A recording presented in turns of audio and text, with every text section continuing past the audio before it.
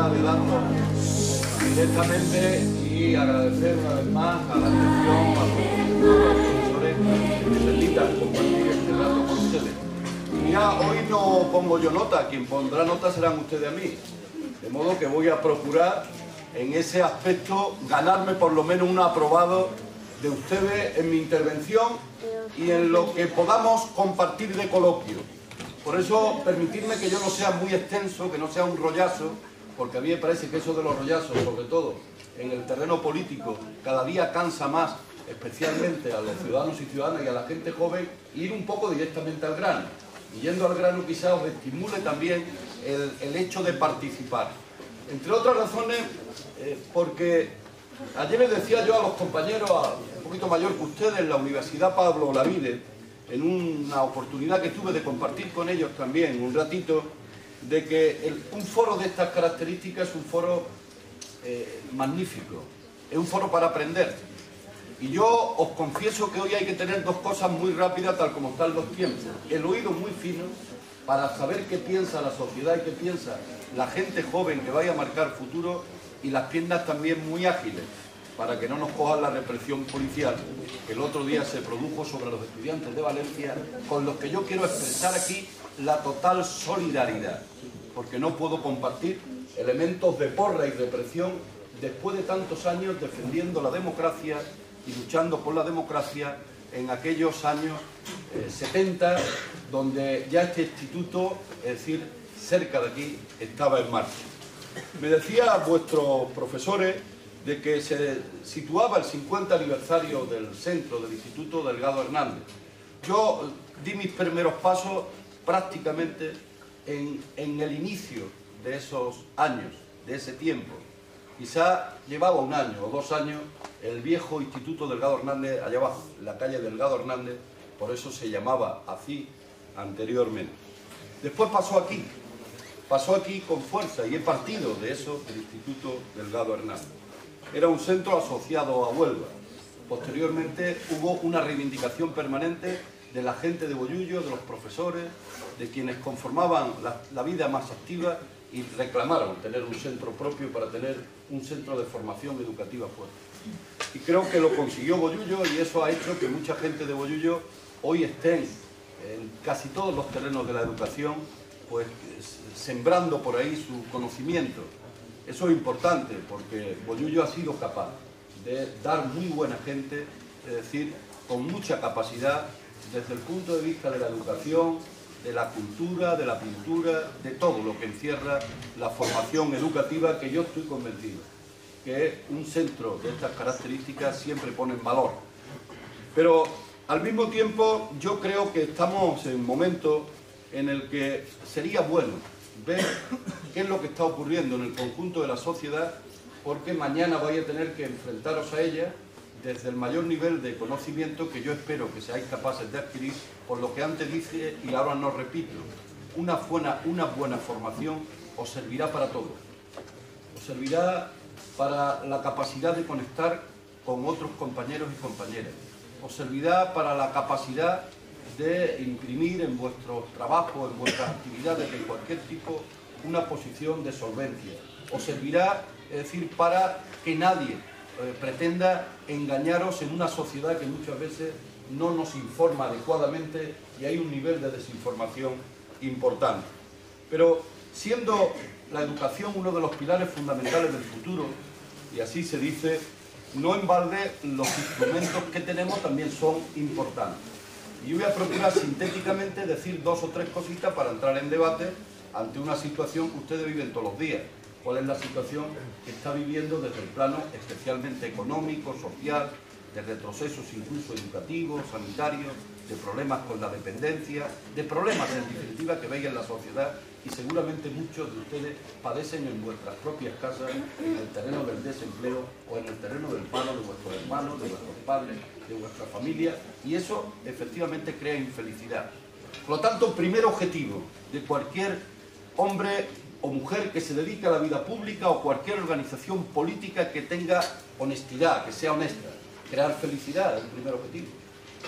¿De qué serviríamos las organizaciones políticas, las personas que estamos en la vida pública, si no trabajáramos por crear felicidad? Ese es el elemento central. Ahora a lo mejor estáis escuchando muchas veces los 200 años del bicentenario de la Constitución de 1812. Si tenéis oportunidad de leer el primer artículo, estoy hablando de hace 200 años, el primer artículo decía que el objetivo fundamental de un parlamento, de un gobierno, es crear felicidad, hacer felicidad. Vale el primer interrogante. ¿Y por qué no está ocurriendo eso? Digo, para que cada uno reflexionemos. ¿Por qué, si ese debe ser el primer objetivo, hay tanta injusticia y tanta infelicidad?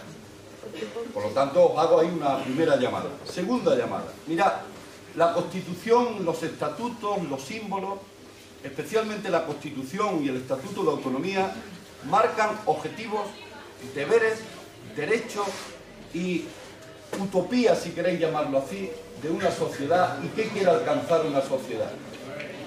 Por lo tanto, son instrumentos importantes. Y la letra negra sobre blanca de este estatuto es clave. Es clave si somos capaces de llevarla a la práctica, de imponerla.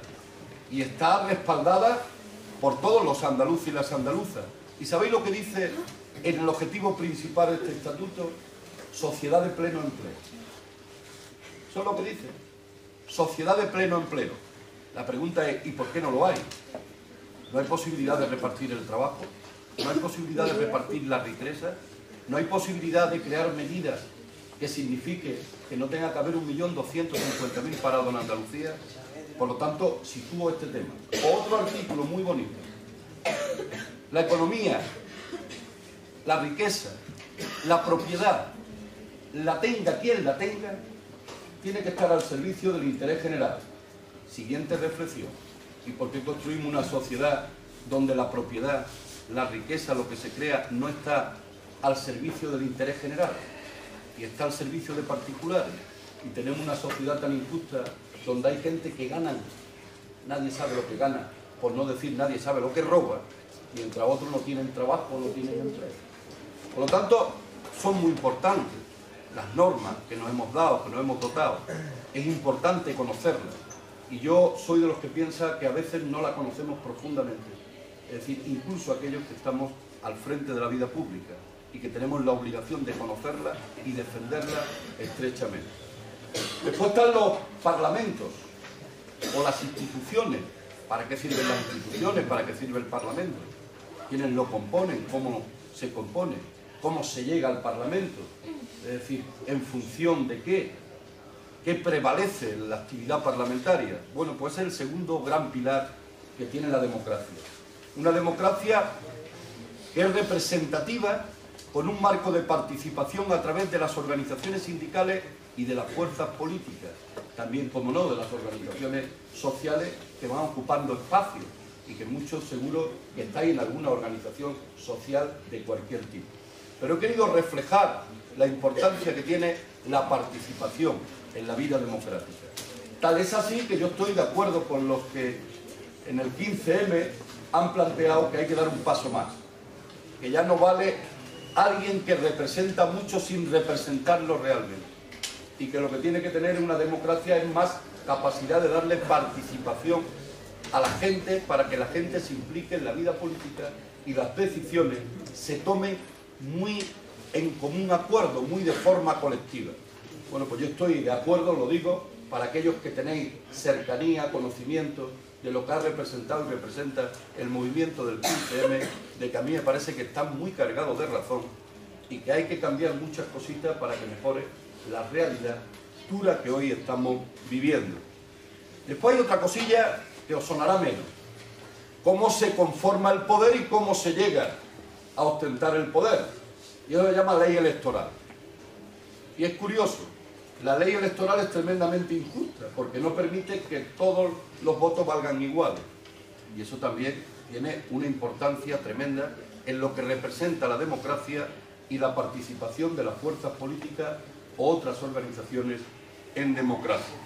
Y luego yo diría que están los temas del desarrollo del modelo económico, de la ley de igualdad de género, de la igualdad ante la diversidad, de todo lo que supone construir una sociedad con pilares de carácter progresista en la que haya temas que estén al alcance de todo el mundo. Tema de la educación, tema de la salud, tema de la dependencia, tema de los servicios sociales. Esos son elementos tan básicos de una sociedad que tiene que estar al servicio de todo el mundo. Pues muy bien, eso es lo que hemos ido procurando construir en los últimos 32 años. Yo creo que con más déficit que superar, porque alguien puede decir, y en 32 años no hemos podido hacer las cosas de tal manera que hoy no hubiera desempleo, que no hubiera paro. Yo estoy convencido que sí, pero yo estoy en la oposición, y alguien puede decir, como tú estás en la oposición, pues por eso dice eso. Si estuviera en el gobierno sería a lo mejor otra visión. Bien, yo también tengo la oportunidad de decir que he estado en las dos partes, en la oposición y en el gobierno. Bueno, y por lo tanto sé lo que es dar trigo, priorizar políticas, repartir, hacer presupuestos. Por lo tanto tengo las dos visiones y os puedo asegurar que hay posibilidades de hacer justicia social en Andalucía y que hay posibilidades y potencialidades tremendas y que lo único que hay, y esto sonará muy duro, es que hay una gran confrontación de lucha de clases. Toda la vida han luchado el capital frente al trabajo y van perdiendo las rentas del trabajo. Es el gran problema que hay, dicho muy sintéticamente. Hay una gran confrontación y por eso hay una gran desigualdad. Si las rentas del trabajo, que son mayoría, ganaran a las rentas del capital, que son minoría, yo cuando hablo del capital no hablo del que tenga 3/4, no hablo de los grandes poderosos que veis muchas veces en la tele, que son los que hacen injusticia. Pues muy bien, eso van ganando la batalla frente a los somos la mayoría. De ahí que yo crea que hay un espacio, un potencial muy fuerte para que las cosas se puedan mejorar. Por eso tan importante que la juventud que se incorpora a la acción democrática, a llegar a las urnas, lo haga con conocimiento de causa. De ahí la importancia de tener una buena formación, un buen conocimiento, saber con propiedad qué es lo mejor para la sociedad. Por eso vuelvo nuevamente a la educación como un pilar fundamental para el desarrollo de los pueblos. Sin educación no hay futuro. Por eso muchas veces la educación en otros tiempos se quedaba solo de mano de los poderosos y no llegaba al conjunto del pueblo. Hoy tenemos la suerte que la educación llega a todo el mundo. Y hay un gran debate. Un debate de cortar la educación pública, de dar más papel a la educación privada, de que haya menos dinero en lo público que en lo privado. Pues pensar que eso juega contra todos ustedes, no para ahora, sino también para el futuro. Porque las personas que estén mejor formadas, que estén mejor informadas, tengan mayor nivel de conocimiento, serán luego las que lideren el desarrollo futuro de la sociedad. Y si tienen una visión muy esquemática o muy poco progresista de la sociedad, pues tirará más para lo que los intereses del capital que para los intereses del trabajo. De ahí que los hijos de los trabajadores y trabajadoras ganamos una batalla muy fuerte al principio de la democracia. Para derrotar la dictadura hubo que moverse mucho y sobre todo desde la juventud o la fuerza que da la juventud. A mí me cogió con 20 o 20 y tantos años, no llegaba a 25 cuando fui alcalde, pero ya llevaba 6 o 7 años tratando de que los derechos se abrieran paso en una sociedad muy dura de aquel tiempo, que era una sociedad de pocas libertades, de poca democracia, también de mucho paro, también de mucha restricción, también de mucho sufrimiento. Claro, cuando uno mira hacia atrás y de estos 32 años se pregunta, ¿y por qué hoy estamos volviendo atrás otra vez? Y hay retroceso económico, recortes económicos, involución democrática, retrocesos democráticos, elementos de recorte en los pilares de la sociedad. Pues muy bien, porque necesitamos, y con esto termino, activar todos los mecanismos que hay aquí. Y aquí es verdad, hay derechos y hay obligaciones, ambas cuestiones. Pero también hay una forma de concebir a Andalucía, de plantear Andalucía, de construir Andalucía, de vertebrar Andalucía, de cohesionarla, de darle igualdad y darle especialmente futuro a las nuevas generaciones. Y en eso, la letra negra sobre blanca no se está cumpliendo.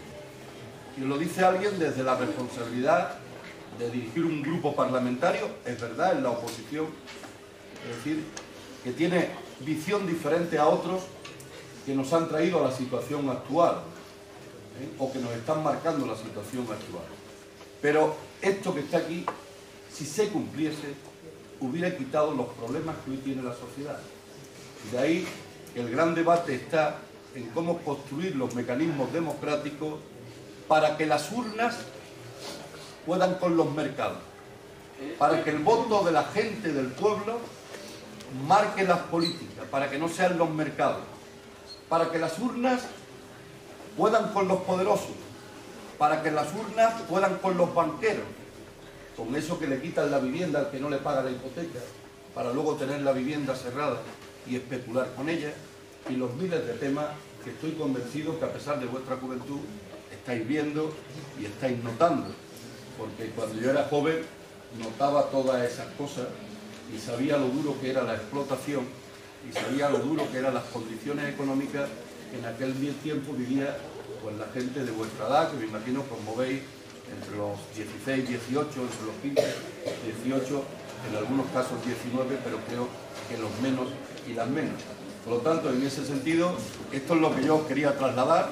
Hay que tener ilusión, hay esperanza, Andalucía tiene fortaleza, tiene pilares económicos que son invencibles, y yo creo que lo que se necesita es una sociedad que se lo crea, que sea capaz de ponerlo adelante, y esa sociedad que nueva que tiene que aparecer la tendrán que liderar pues la gente del 15M, y la tendrán que liderar posiblemente dentro de unos años quienes estáis aquí sentados, que seguro cada uno cogeréis para un hueco del tejido social, pero algunos recalaréis en la vida pública, porque la vida pública es bonita, es honesta, y porque la política, a pesar de que está muy desprestigiada y muy mal valorada en este momento, siempre se ha dicho que es el arte de hacer bien las cosas, sobre todo cuando se tiene ética y se tiene honestidad.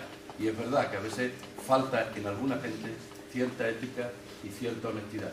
Muchísimas gracias por la atención, y ahora entramos en un coloquio, ¿de acuerdo? Que yo solo he pretendido dar unas pinceladas para ver si estimulo alguna pregunta crítica, alguna opinión y lo que consideréis oportuno. Gracias, muchas gracias.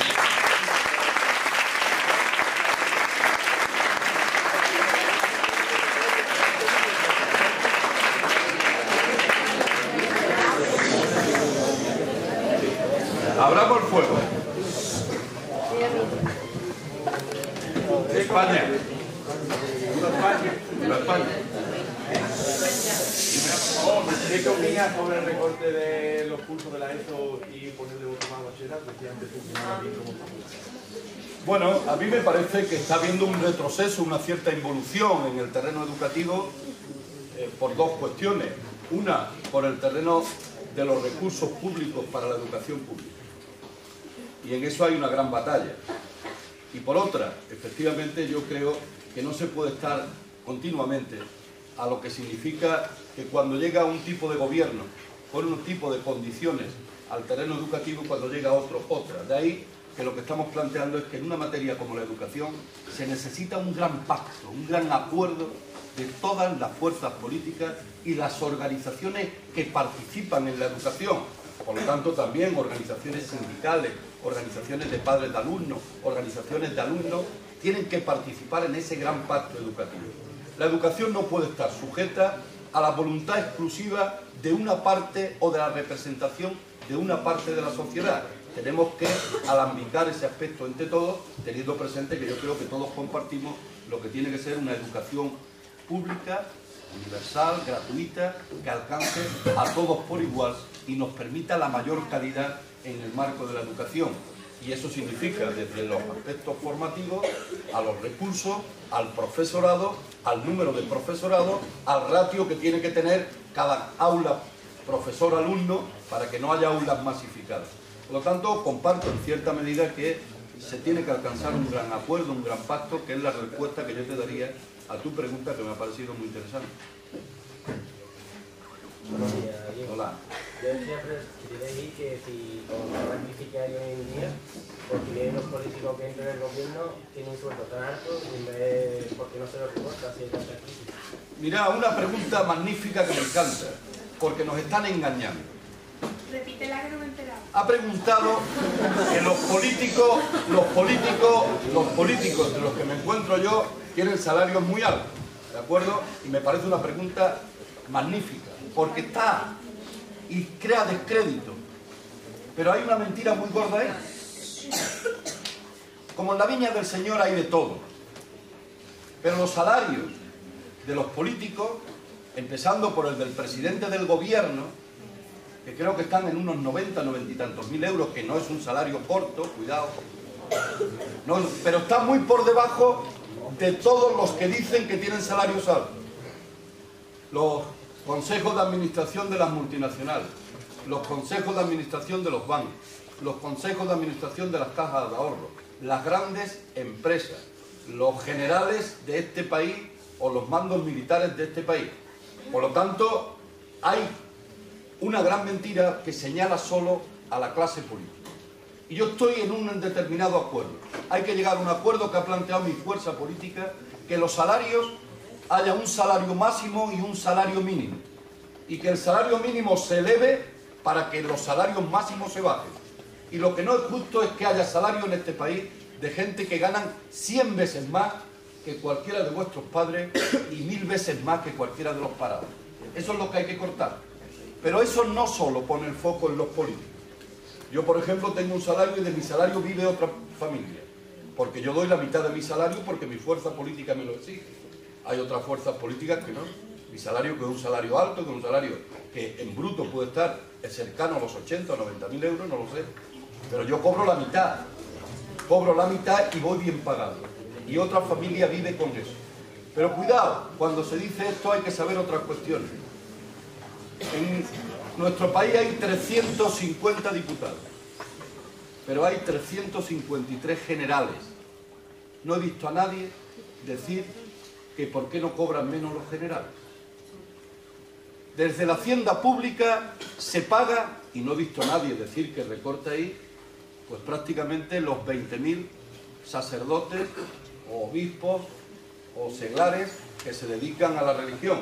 Y yo no digo que no se pague, digo que se paga también del erario público. Hay más de 56.000 mandos militares, entre tenientes, capitanes, coroneles, comandantes, tenientes coroneles y generales. Y nadie pone el foco ahí. Y yo estoy totalmente de acuerdo con lo que ha dicho el compañero. Debe de haber una ley en la que no haya nadie, que gane 10 veces más que una persona que tiene el salario mínimo interprofesional. Y si eso se pone en marcha y lo ha defendido mi fuerza política, aquí no hay paro. Aquí no hay nadie parado. Aquí no habría injusticia. Porque lo injusto es que el presidente del Bankia, señor Rato, hasta hace 4 días ganaba 2.400.000 euros. Lo injusto es que haya 600 personas que tienen una media de ganancia de más de 1 millón de euros. Lo injusto es que las rentas del capital no paguen. Os voy a poner un ejemplo que os va a sonar y no os escandalicéis, porque para mí es un ídolo. Rafa Nadal es un ídolo desde el punto de vista tenístico y deportivo, que se envuelve en la bandera de España cada vez que puede. Pero qué cosa más triste, no le paga a la hacienda pública. Paga menos impuestos que cualquiera de vuestros padres y cualquiera que tenga una nómina medio normal. Lo habréis leído estos días en la prensa. Qué injusto ese tema. Por eso yo comparto lo que se dice.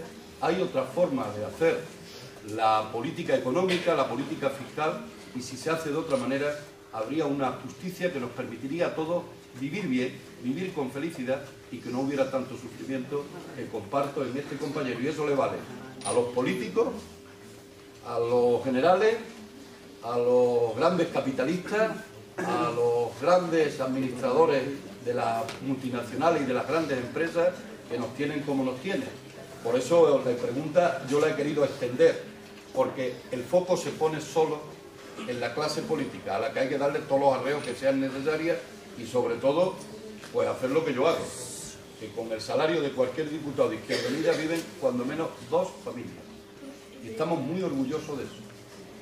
Nuestra fuerza política contrata a otra persona por la parte del salario que nos detrae a nosotros. Por lo tanto, yo tengo la suerte de pagarle a Hacienda y de pagarle a mi empresa una parte para que esa parte vaya a otra familia y los dos vivimos bien, además. Sí, hay otra pregunta por ahí. ¿Qué opina usted del bipartidismo que hay en la política española? ¿No cree usted que está debido a la desinformación que tiene el pueblo y al control sobre los medios? Porque yo personalmente me interesa bastante la política y en las elecciones del presidente de España yo estuve viendo la televisión para oír a varios partidos políticos. Yo no quería ver una batallita entre PP y PSOE, por ejemplo, a su partido no lo escuché. ¿Qué opina usted sobre eso? Bueno, ¿qué quiere que te diga? Que lo sufro. Yo sufro la situación. Mirad, antes os dije que la Constitución y el Estatuto de Autonomía, por eso os lo dije, marca los objetivos de una sociedad. ¿Qué tiene que hacer una sociedad? Derechos y deberes, y qué queremos alcanzar y qué queremos conseguir. Pero el poder lo marca la ley electoral. Y la ley electoral, lo ha dicho la compañera en su pregunta, es injusta. No todos los votos valen igual. Y cuando empezamos a construir la democracia, se construyó una ley electoral que solo le valía a los siguientes partidos. Le valía al PP, le valía al PSOE, le valía a PNV y le valía a Convergencia y Unión. Y ustedes dirán, ¿y por qué le valía a esas fuerzas políticas y no a otras?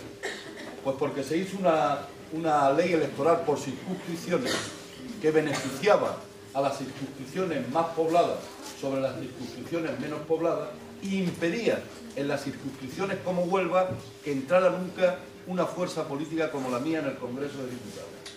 En Huelva se tiene que dar un milagro, por muy bien que lo hagamos nosotros, para nosotros coger de 5 diputados, salvo que haya un vuelco electoral, cosa que no suele suceder. Por lo tanto, es verdad. ¿Y por qué? Vamos a seguir un poquito ahondando. El sistema prefiere tener 2 fuerzas políticas para no cambiar el sistema. Es así de sencillo. El sistema capitalista, sistema neoliberal, prefiere 2 caras, pero nunca para que cambie el sistema, para que cambie el modelo, sino para que se mantenga el modelo.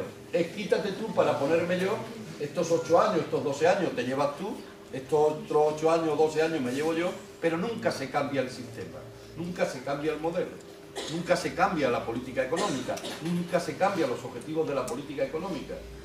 En ese sentido el bipartidismo está siendo muy negativo. Pero el bipartidismo también ha traído corrupción, porque cuando veis la tele y tal, la corrupción que hay, entre pillos anda la disputa. El PP dice que el PSOE tiene corruptos y tal, y el PSOE dice que los corruptos los tiene el PP. Uno le saca unos casos a uno y otros casos a otro. Pero luego, ahondando un poco más en la pregunta, es muy interesante, ¿cuáles son los resultados del bipartidismo? ¿Cuáles son los resultados de las mayorías absolutas? Pues los resultados de las mayorías absolutas los tenemos aquí. Una sociedad más injusta, una sociedad con mucho paro, una sociedad que no va en avance, va en retroceso. De ahí que yo sea de los que defiende lo que la compañera, una ley electoral justa, todos los votos valgan iguales, que la proporcionalidad del voto sea la que tenga valor. ¿Para qué? Para que todos los pensamientos políticos se den cita en el Parlamento. Ahora mismo simplemente hay 2 pensamientos políticos en el Parlamento de Andalucía, más el de mi fuerza política con 6 diputados. Pero lo demás es muy pequeñito todo, o está fuera del Parlamento. Y en ese sentido yo creo que el bipartidismo y la mayoría absoluta está haciendo o ha hecho daño, es decir, en este momento a la realidad económica, a la realidad social, a la realidad en general que vive la sociedad andaluza y española. El pluralismo yo creo que es mucho más interesante. Aquí, si tuvierais que dividiros simplemente en 2 partes, de un pensamiento y otro, creo que no sería posible. Posiblemente aquí, en esta sala, con 150 alumnos, es decir, tendríamos a lo mejor 5 o 6 formas de pensar, formas de ver las cosas. ¿por qué no darle valor al pensamiento y que luego en el Parlamento todo el pensamiento procure ponerse de acuerdo en la medida de que haya acuerdo para sustanciar determinadas líneas políticas? Sigue. En las noticias que han estado echando estos últimos días, me ha parecido bastante interesante que las protestas que han habido contra las reformas que está haciendo el gobierno actual se levanten banderas españolas republicanas. ¿Qué me podría decir usted sobre eso? Bueno, que no tiene un rey más derecho, que no tiene el rey más derecho que tú a ser jefe del Estado. Yo pienso en un Estado republicano, pienso en un Estado federal, porque soy de los que piensan que no hay diferencia en el color de la sangre, ni hay derechos establecidos históricos como para que alguien sea el jefe del Estado y por vía paterna o materna lo sean sus hijos o sus hijas y no lo sea cualquier ciudadano o cualquier ciudadana. En una república el pueblo elige al presidente y el presidente, si dura 4 años, si dura 8 años, es decir, va siendo elegido. Pero cualquier ciudadano y cualquier ciudadana puede ser presidente de su país. En el nuestro no. En el nuestro tenemos un jefe de Estado y un presidente del gobierno. Pero al jefe de Estado no lo elige nadie. En Portugal, en Francia, en Italia, es decir, en Alemania, que son repúblicas, bueno, pues se eligen a un presidente de Estado y a un presidente de gobierno. Cada uno tiene sus funciones. Aquí no tenemos que elegir al monarca porque el monarca lo trae de dado y bueno, ya veis cómo está Urdangarín por ahí. Que mete la mano donde puede, como puede y arrasa todo lo que puede. Sí. Hola. Me gustaría, para empezar, comentarle un poco la situación como la veo. Y así te dejo una pregunta. Puede que sea un poco pesimista, pero espero al menos no decir ningún disparate. Verán, yo, para empezar, pienso que en vez de una crisis económica, creo que hay una crisis de valores. Y que lo que ha generado estos problemas es más que nada una crisis de valores. Pero yo lo que quería preguntar es el tema de educación, porque yo soy estudiante y la verdad es que me preocupa bastante la situación como la veo y no... El caso es, me da vergüenza decirlo, pero yo soy un estudiante que me cuesta mucho estudiar. He repetido 3 años cursos, pero a mí me gustaría optar a sacarme los estudios que yo siempre he querido. Me gustaría bastante y sería muy feliz si lo consiguiera. El caso es que en mi familia estamos muy mal y yo dudo mucho de que mi madre pueda pagarme una carrera. Mi hermano está en paro y yo con unas limitaciones y con una serie de enfermedades que me costaría mucho encontrar trabajo. Luego después, cómo está la situación de que si no le dan trabajo a gente con sus carreras terminadas, con su experiencia laboral y a padres de familia, yo siendo estudiante no sé cómo dan trabajo, si no me dan becas. Y yo estoy viendo cada vez más difícil entrar a las universidades con la selectividad. Lo veo más difícil porque las becas cada vez están más condicionadas. Y yo veo que las becas es un recurso muy importante. A mí personalmente, el año pasado me dieron una beca para ir a estudiar un idioma al extranjero y la verdad es que es una de las mejores experiencias de mi vida y a mí me ha ayudado a darme fuerza para seguir estudiando. Además, me gustaría estudiar incluso en el extranjero, cosa que no había pensado yo antes de que me hubieran dado esta beca. Y lo que me gustaría preguntarle es, yo con 19 años que tengo siendo estudiante, ¿qué es lo que puedo hacer para cambiar esa situación? Porque yo creo que como van las cosas, así no lo cambian mucho y me concierne a mí y yo me veo de brazos cruzados. ¿Qué es lo que puedo hacer yo?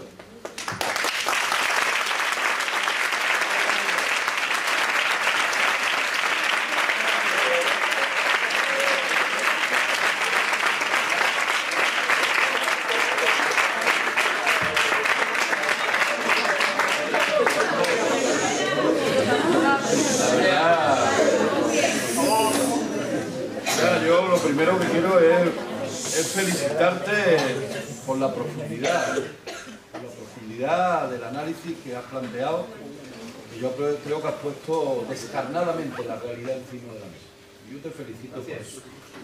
Lo segundo es que te animo a seguir teniendo la confianza que tiene en ti, que te da fuerza. Y lo tercero es compartir que ha habido, es verdad, una crisis de valores. Y es el problema, es el principal problema, que ha condicionado otros problemas. Mira, hace 30 años, 30 y tantos, la derecha más dura, especialmente del imperialismo norteamericano, puso en marcha ganar la batalla cultural. Creó sus fundaciones, creó sus mecanismos mediáticos, creó sus mecanismos de comunicación, creó incluso sus mecanismos educativos, puso en valor ganar la conciencia, ganar el pensamiento de la gente y especialmente destruir al valor contrario, al pensamiento contrario. De ahí que hayamos estado en unos tiempos de que competitividad, de competencia, de que hay que llegar el primero, si tiene que dar codazos a todos los que te cojas por delante, da codazos, y ha creado ese valor en el conjunto de la sociedad que le ha llevado claramente a la sociedad a posiciones muy derechizadas. No es comprensible que un trabajador vote a la derecha, pero están votando a la derecha.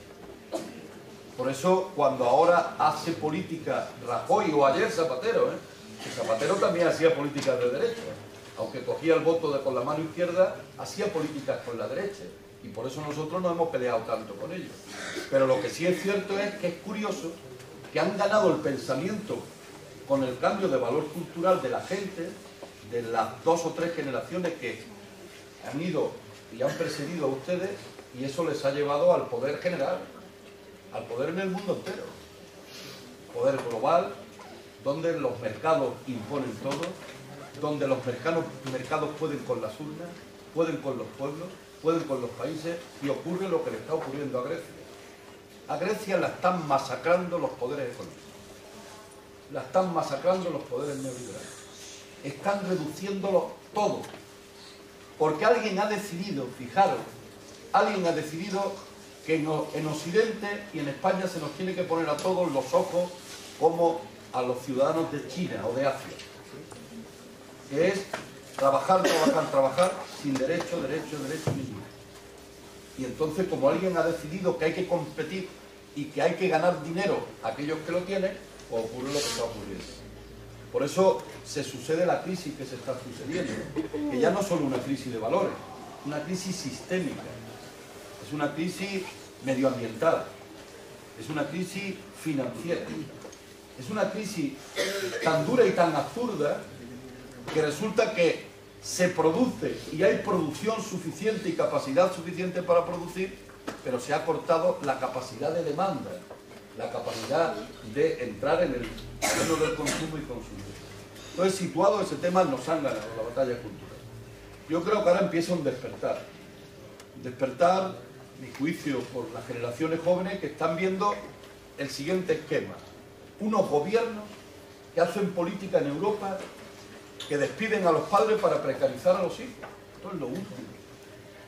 Despiden a los padres para que los hijos sean precarios, para que los hijos no tengan calidad de empleo, garantías salariales, garantías de derechos. Se quieren cargar hasta los sindicatos, el gobierno actual, fuera los sindicatos, para cargarse lo que hacen. Los sindicatos no sirven, los sindicatos son unos malvados, los sindicalistas son tal, y te llenan la imagen culturalmente, te llenan la cabeza de esa realidad. Entonces es verdad que hay un momento muy duro en el que yo solo te puedo animar a que sigas luchando, que sigas combatiendo. Y la lucha y el combate yo la he querido situar en una frase cortita. Yo no me cabe en la cabeza, nunca me ha cabido, me lo enseñaron en los años 70, cuando las cosas eran muy duras. ¿Cómo un trabajador puede votar a un poderoso? No lo entiendo. ¿Cómo un trabajador puede votar a alguien que le va a hacer la política contraria a la que él necesita? No lo entiendo. Pero la verdad es que nosotros tenemos 6 diputados. ¿Por qué? Porque los instrumentos de ese poder que está sobre todos nosotros son muy fuertes. Los instrumentos mediáticos son muy fuertes, tremendamente fuertes. Ustedes observarán que cualquiera de las voces, alguien lo decía por ahí de Izquierda Unida, lo decía la compañera, o de una fuerza política diferente a las que quiere el sistema, en la caja tonta sale 30 segundos. Yo para salir en la caja tonta, 30 segundos y pregunto, ¿y qué he dicho? Y digo, bueno, te vi. Y no te da tiempo a más. Porque también el sistema, son valores culturales, el capitalismo se ha adueñado de la información, se ha adueñado de la comunicación, se ha adueñado de la educación y se está adueñando de todo. Termino. Se está construyendo, es verdad, una sociedad dual, una sociedad de ricos y pobres. ¿Alguien ha visto la película Untimed? Creo que yo pronuncio mal en inglés. ¿La habéis visto? Pues bueno, pues esa es la sociedad dual que se está construyendo. En aquel tiempo ya no hay dinero, es la vida la que manda y el tiempo de vida el que manda. Pero observarían ustedes que hay dos tipos de sociedad. El gueto, donde vive la mayoría que trabaja y que se muere más rápidamente que los otros, y aquellos que viven eternamente porque tienen la posibilidad de vivir eternamente. Pues eso casi se está construyendo. Las autopistas se ponen peajes. Bueno, pues cuando se ponga peaje, unos iremos por las carreteras de tercera y otros irán por las carreteras de primera. Y eso te permitirá que hay gente que se comunica y gente que no se comunica. Oye, el AVE, que se ponga el AVE en marcha. Y todo el mundo, los que estamos aquí, empezando por mí, qué bien el AVE. Pero luego, ¿quién se monta en el AVE? El que puede pagarse 200 euros de ida y vuelta a Madrid en el día, los demás no, ¿eh? O a mí que me lo pagan, porque si fuera por mi salario tampoco me lo podría pagar. A mí que me lo pagan cuando voy a reuniones y tal. Entonces, en ese sentido, es verdad. Está habiendo una sociedad dual. Yo creo que hay que romper esa sociedad dual. La mejor forma de romper la sociedad dual es que nos demos cuenta que la mayoría, si queremos, podemos con la minoría. Y es lo que está ocurriendo ahora en Grecia, que explotará, no le queda más remedio. Si a la gente le quitan la pensión, si a la gente no le dan calidad de trabajo, si a los funcionarios los despiden, si quitan profesores de educación, si quitan salud, si te cobran la salud y ahora te están queriendo cobrar ya los elementos de salud, te diciendo, no, por ir al médico tú vas a tener que pagar 1 euro o 2 euros si quieres ir. Pues bueno, pues resulta que están poniendo en una situación ideal a los poderosos y en una situación diferente al resto. Eso también le vale a la educación. Por eso tú tienes más dificultades, algunos de los que estáis aquí o todos, más dificultades que el hijo de un poderoso. El hijo de un poderoso va a los mejores centros de carácter educativo. Los forman y los preparan para que sean líderes sociales y manden en la sociedad venidera. Y cuando manden en la sociedad venidera no va a ser para que cree una sociedad más igual, aunque hay excepciones que cumplen la regla, pero no son las más, son las menos. Al menos yo las veo poco. La pregunta ha sido muy interesante, no sé si te he podido contestar porque era una pregunta de fondo y de calado y te felicito por ello. ¿Hay alguna cosilla más? Allí, aquel compañero que está en el rincón.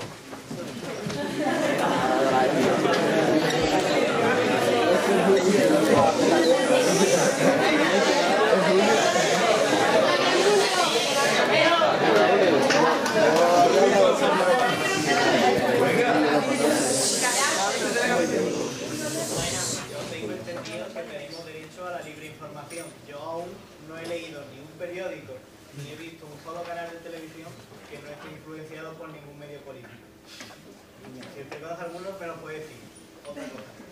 A mí me faltan 2 años para tener derecho a voto. Yo cuando llegue a las urnas tengo opción realmente de 2 partidos. Puedo votar a la derecha y me va a recortar mis derechos. Y ahora luego puedo votar a la izquierda, que le va a echar cuenta a los mercados y también va a hacer política de derecha.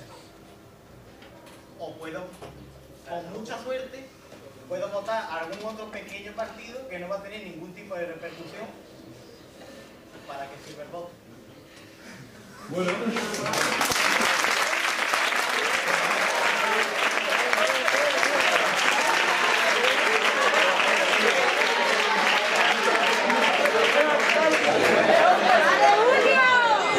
Lo primero que quiero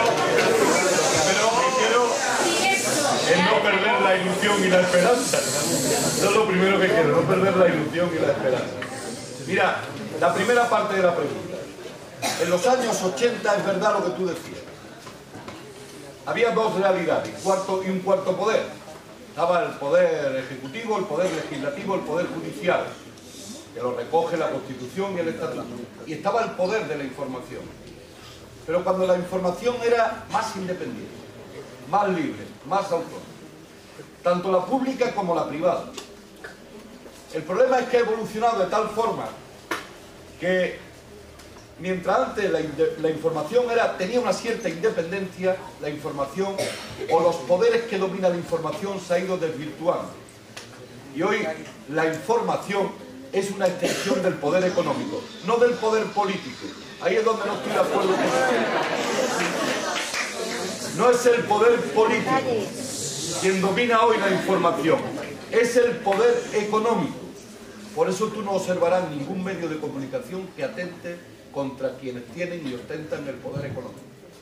Tú no verás a la gente decirle en la tele, la gente sí, pero a la tele, a los medios de comunicación, atacar a Botín, ni atacar al presidente del BVA, ni atacar a los grandes, ni atacar a los que ostentan el poder financiero.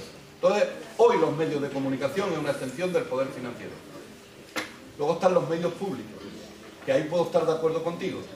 Si domina el PSOE, pues ponen más PSOE, y si domina el PP, pues ponen más PP.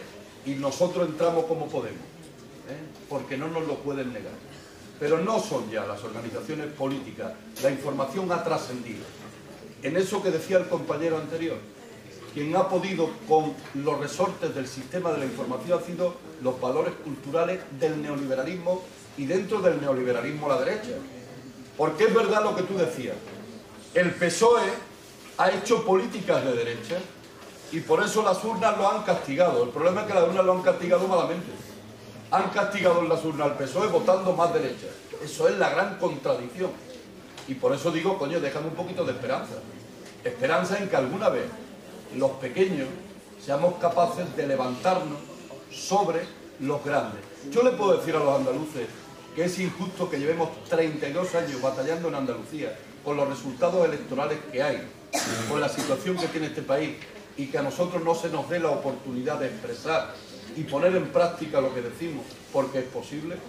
Por lo tanto, yo voy a seguir planteando pluralismo político, sobre todo tratar de que haya una mayor hegemonía de la fuerza política que yo represento en el terreno del pluralismo. Porque las mayorías absolutas me parece que se han mostrado muy negativas. No hay contrapoder. Es curioso. El Parlamento tenía que controlar a los gobiernos. Y la cosa ha cambiado tanto que ahora son los gobiernos los que controlan o calla el Parlamento. Esto ya es lo último. Y el partido mayoritario que está en un Parlamento pone las reglas de juego y las condiciones sobre lo que se debate. Y muchas veces uno ve nada más lo que se debate. Por lo tanto, en ese sentido, yo espero ganarte cuando votes para que vote a alguien que no sea ni PP ni PSOE, porque no es verdad eso de derecha e izquierda. Es verdad que el PP es de derecha, pero no es tan verdad que el PSOE haga prácticas políticas de izquierda. No es verdad. Hace prácticas políticas económicas de derecha. Y ahora se quiere vestir con tintes sociales demócratas en educación, en salud y en dependencia. Pero esa es la única diferencia. Pero al final, a la sociedad la marca la política económica. Y si la política económica es tan dura, tan agresiva en el reparto de la riqueza que se crea, pues entonces tenemos lo que estamos teniendo. Y en ese sentido, por lo tanto, yo creo que hay esperanza, hay posibilidades. La democracia te da la posibilidad no de quedarte en casa, sino de expresar con tu voto lo que tú crees conveniente. Y cuando no te convence el PP y no te convence el PSOE, hay otro. Yo pediré que sea este que te habla, pero puede ser otro, ¿de acuerdo? Lo que no tendría sentido es renunciar tú a cambiar esa realidad. No renuncies, yo te pido que no renuncies.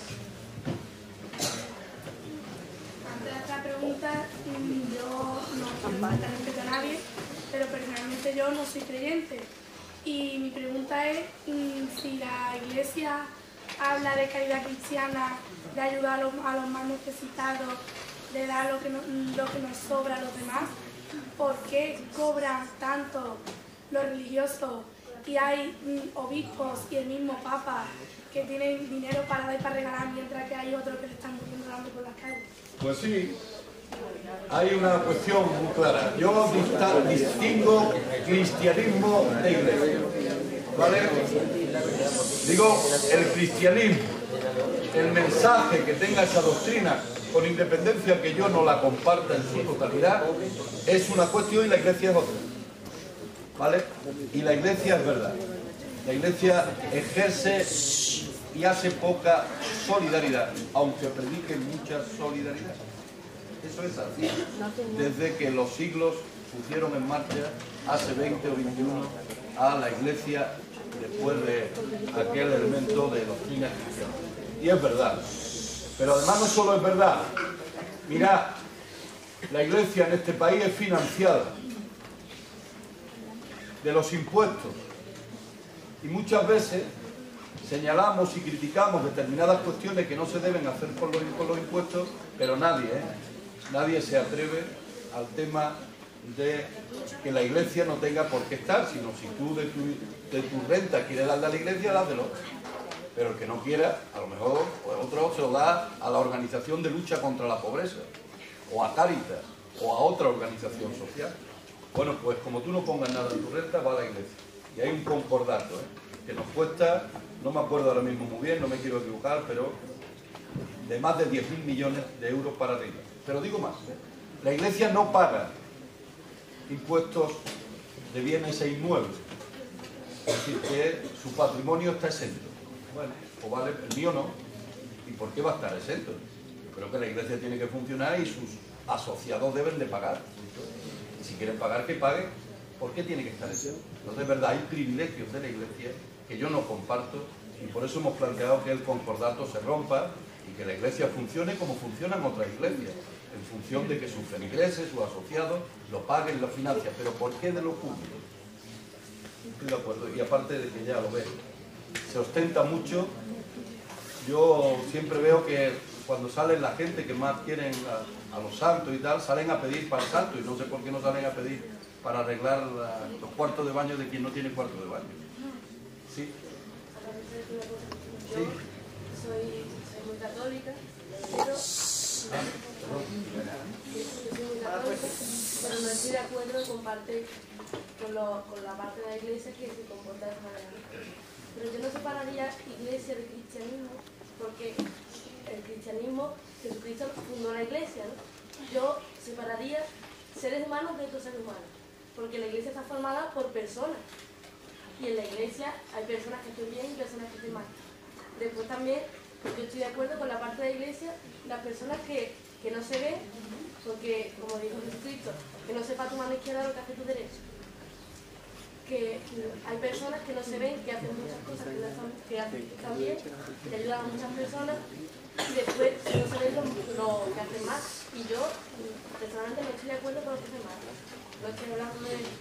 pero que no solamente se mire, que también hay muchos cargos, que siempre cada vez se critica a la Iglesia, que la Iglesia hace cosas mal y cosas bien, al igual que otras entidades políticas, otras entidades económicas, cualquier otro elemento social, que se mire también lo demás y no solamente la Iglesia. Sí, mira, compartiendo una parte de lo que tú has dicho y no compartiendo otra, Jesucristo no crea la Iglesia.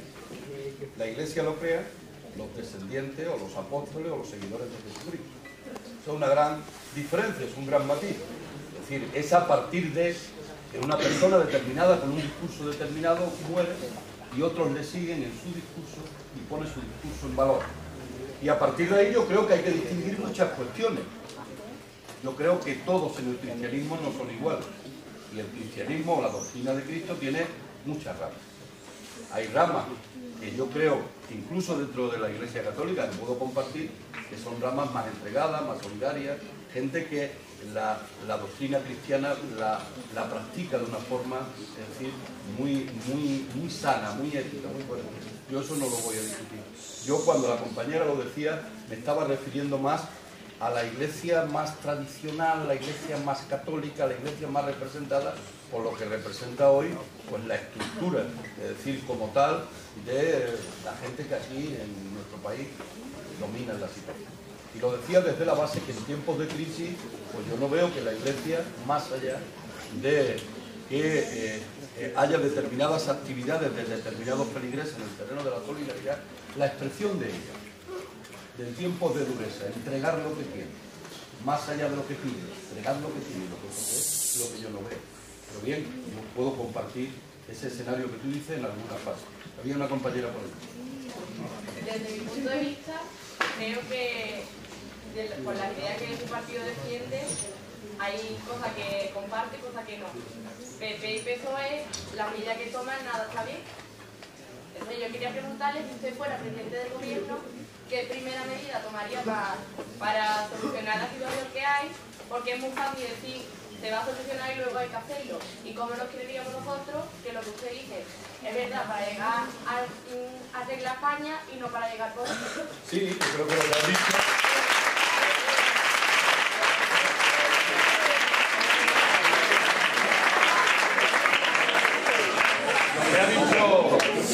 Lo que ha dicho está muy bien, y yo solo te voy a decir una cuestión. Es verdad, mientras no se ponga en valor la frase de lo que uno dice, pues lógicamente siempre está la duda. Por tanto, yo no te voy a quitar la duda. Sí te voy a decir una cuestión que hemos dicho en la campaña de la General y que es demostrable. Y que es demostrable para crear 2.800.000 empleos, de los cuales 500.000 en Andalucía. Los inspectores de Hacienda de la agencia tributaria, por tanto no estoy hablando ni siquiera de un cambio de política económica de hoy para mañana, que es fundamental, pero los inspectores de la Hacienda de la agencia tributaria dicen que en este país hay más de 43.000 millones de fraude fiscal. Luego te dice quién comete el fraude fiscal. Posiblemente el fraude fiscal a alguien que gane 1.000 euros, eso pipa pipa. Los fraudes fiscales lo hacen los grandes capitales, los grandes beneficiarios de la política de modificación fiscal y otra serie de cosas. Hay gente que va de fiscalmente y hay economía sumergida. Y nosotros hemos dicho y hemos planteado un plan para aflorar esos 50.000 millones que creemos que anualmente se le detraen a la hacienda de todos, a la hacienda pública. Hay quienes piensan que esa política retiraría determinadas inversiones de capital. Otros pensamos que no, y no estamos hablando de que se retire, estamos hablando de que se están robando al erario público. Y creemos que con eso se pueden hacer unas determinadas políticas. Esa es una fórmula. Pero esa sería insuficiente. Nosotros planteamos un nuevo modelo económico, sustentado en una intervención más fuerte de lo público en la economía. Porque estamos viendo que lo privado no da respuesta a la creación de empleo. Y estamos planteando de que cuando se crea riqueza en un país, la riqueza se reparta diferente. Ahora es que la riqueza se reparte de tal forma que en tiempo de crisis están ganando los poderosos, y cualquiera ve lo que gana Telefónica, el BBV, el Banco de Santander, los grandes, mientras hay mucha calamidad, repártase la riqueza de otra forma. Oiga, gane usted. Yo no le digo que usted no gane en sus actividades privadas, tiene que ganar, pero ya no gane usted ese diferencial tan fuerte. Y luego hay un elemento fundamental y central. Toda la política que nosotros estamos diciendo, si no tuviera una banca pública, no sería posible. Porque ¿quién le da el crédito a la pequeña y mediana empresa, a los autónomos, a la familia, para que haya mecanismos de economía, de circuito económico? Tiene que haber una banca. La banca hoy no le está dando el crédito a las pequeñas y medianas, pero no porque no ganen dinero. Es verdad que han hecho muchos agujeros, pero tiene otra realidad. La cosa más dura que hay en Europa ahora mismo es que el Banco Central Europeo, fijaros lo que os digo y quedaros en la cabeza, el Banco Central Europeo, que es de todos, que manda la Comisión Europea, que tiene, es verdad, una política independiente de los elementos de la política, pero le presta dinero a los grandes bancos. Los grandes bancos le prestan dinero a los estados. Y claro, no necesitan dar más crédito. El Banco Central Europeo saca dinero de todos. Le da la maquinita de hacer dinero cuando es necesario. Le da a los bancos grandes al 1%, a veces al medio punto de interés, grandes préstamos. Y estos bancos, en el sistema que hemos creado, le prestan dinero a los estados, pero se lo prestan al 3 o al 4%.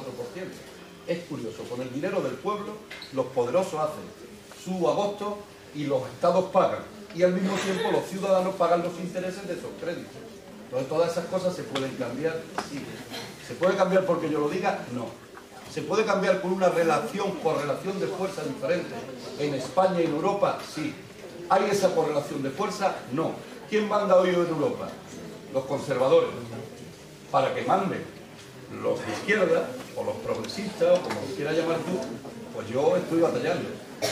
Si lo logro, cambiarán las cosas. Si no lo logro, pues me pondré a llorar, pero seguiré batallando.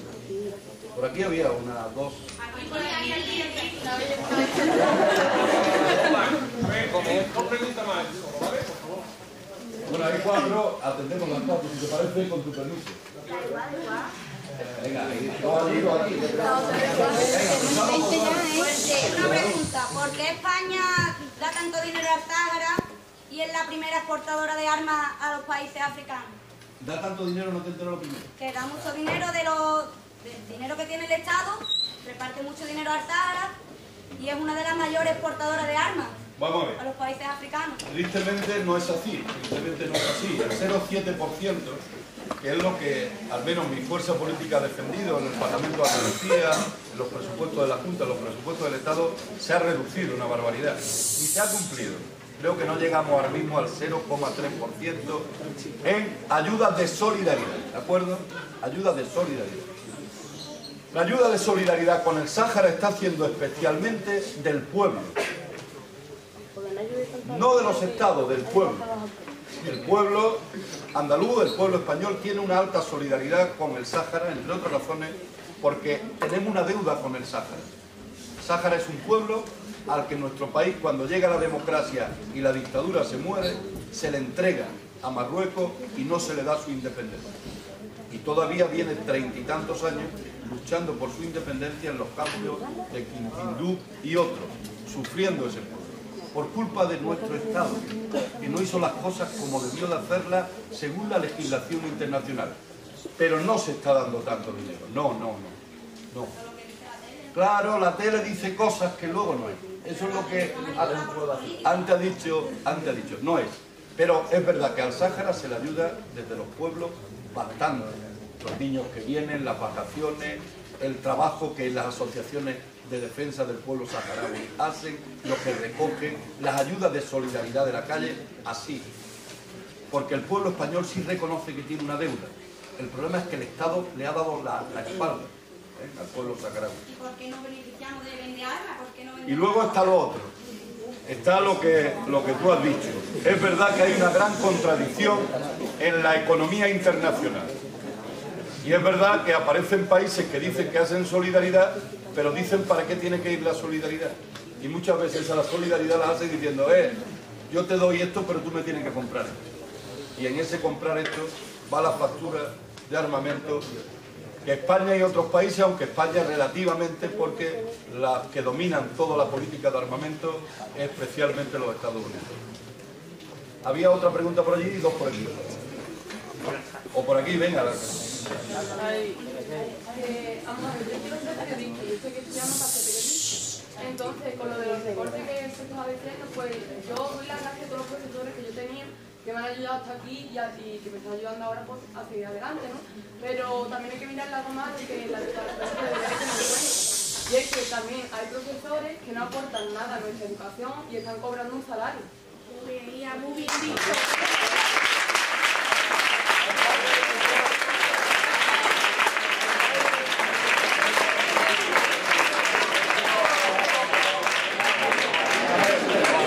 Es verdad. Ya. Hay mecánicos que nunca te arreglan el coche bien. Hay albañiles que te ponen menos ladrillo unos que otros. Yo lo que digo en general, lo digo porque lo conozco de cerca. En general, la gente que está en la docencia, en general, son todas unos profesionales muy buenos como la cosa. Digo en general. Es que muchas veces nos acostumbramos a hablar de una cuestión concreta, un detalle concreto, un elemento particular y casi manchamos el resto. Entonces yo quiero salvar ante ustedes el resto porque además así, la docencia en Andalucía tiene muy buenos profesionales. Se está haciendo con escasez de recursos en los últimos años. Hay más ratio de alumnos por aula de los que corresponde. Estamos por encima de la media nacional en alumno-aula. Por lo tanto, yo tengo que decir que en general los profesores de aquí, de este centro y de otros centros, dan el callo en función de que tienen incluso más alumnos que otros. Y ahora entramos en lo que es. Si alguien, ahora dentro lo otro, si alguien no está cumpliendo con sus funciones, yo estoy muy de acuerdo que lo que representa el consejo de alumnos, el consejo de padres, el consejo escolar, llame al orden a quien tenga que llamar. Eso estoy totalmente de acuerdo, pero eso me vale aquí, me vale en la sanidad, me vale en los albañiles y me vale en cualquier empresa privada. Bien, es cierto que cuando uno es funcionario tiene ganado un espacio de derecho que cuando no lo es, eso es cierto, pero no por ello tiene todas las garantías de decir yo no doy el callo. Otra cuestión es si es más capaz o menos capaz, eso ya son otras cuestiones. También es cierto que tienen un tiempo en la docencia que tienen que estar preparándose continuamente los profesores y las profesoras, y a mí me consta que la mayoría de ellos lo hacen. Pero yo te hago una pregunta. ¿Me hago una pregunta? Tú has puesto antes del coche del taller. Yo llevo el coche a un taller. Entonces, pues el que está allí me lo arregla, pero no lo termina de arreglar bien y el coche pues sigue roto. El jefe del que está allí arreglándote el coche, ¿lo deberías de quitar o dejarlo que una vez y otra vez y otra vez y otra vez siga rompiendo el coche? Vamos a ver. Estoy diciendo que la función pública tiene mecanismos. Otra cosa es que no sé cuáles los mecanismos. Vamos a ver. En la actividad privada, alguien cuando no cumple con las normas legales a la calle, ¿vale? Digo en la actividad privada, la privada. En la pública hay también un estatuto de la función pública. Y el estatuto de la función pública te da deberes y derechos. Deberes y derechos. Cuando alguien no cumple los deberes, se les puede exigir por la vía de expediente, por una serie de vías, cuando están razones fundamentadas. Es decir, que ambas cuestiones tienen sus mecanismos para que no ocurra lo que tú dices. Y yo conozco a profesores o a profesoras que han tenido que dejar la función pública en función de una sanción fundamentada. Eso es lo que te quiero decir. Que lleva 20 años recibiendo ya que son 20 años, no uno. Digo que no conozco el caso. Yo quería decir que yo también soy creyente, pero igual, como yo he opinado de que la iglesia se expresa como que tiene mucha solidaridad, pero luego a lo mejor no lo ejerce, ¿no? Pero es que los políticos dicen que van a arreglar muchas cosas y nunca la arreglan. Entonces yo quiero expresar que igual que una cosa no debe hacer lo que ellos quieren, que los políticos también hacen lo que quieren hacer. Entonces, si dicen que van a hacer muchas cosas, entonces están todos, porque en verdad los ciudadanos de España somos los que le pagamos a los políticos y a los demás. Entonces, ustedes estáis con un cargo para arreglar cosas de España, pues arreglarlo, y los de la iglesia también lo arreglarán, que siempre ponen a la iglesia como los que tiene que ayudar a los demás. No. Mira, una cuestión a lo que ha dicho. Hay solo una diferencia. Primero, yo no estoy, para que quede claro, no estoy diciendo, pues estoy dando mi opinión sobre determinadas cuestiones, pero hay una cuestión. Yo no voto a la iglesia, ni tú. A mí sí. Tú tienes un mecanismo para echarme a mí a la calle.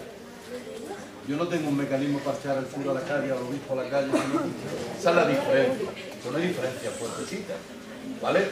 Ahora, que luego los hay buenos y malos en todos lados. Yo tengo en mi fuerza política, para que lo sepáis, gente de condición cristiana, curas, incluso de condición de cristianos por el socialismo, magnífico, maravilloso. Y tengo otra gente que sin ser cristiano tal, pues no son tan magníficos, maravillosos. Pero la diferencia en lo que tú me has dicho es que tú me puedes votar a mí y quitarme. Yo no puedo votar al obispo, ¿eh? Yo no. Bueno, yo para daros las gracias, yo tengo que ir ahora a otro sitio a Sevilla, en mi trabajo, en mi obligación. Tengo también ahora una conferencia con otro tipo de gente. Yo agradezco mucho este rato. Yo os decía que hay que tener los oídos abiertos y las piernas ágiles, porque yo creo que son momentos, ¿no?, de cambio. Esos momentos de cambio nos permiten también tener más responsabilidad. Y yo en ese sentido os agradezco mucho que hayáis tenido una participación tan amplia en el coloquio. Os voy a decir una cosa porque conozco muchos centros escolares. Hacía tiempo que no veía una participación tan amplia de los alumnos a la hora de estos temas. Y eso también dice mucho, del centro y de los profesores en general, de que están impartiendo pensamiento crítico en ustedes. y la verdad es que habéis demostrado que tenéis un pensamiento crítico, diverso, con opiniones contrapuestas, pero con un alto nivel del que me voy tremendamente gracias.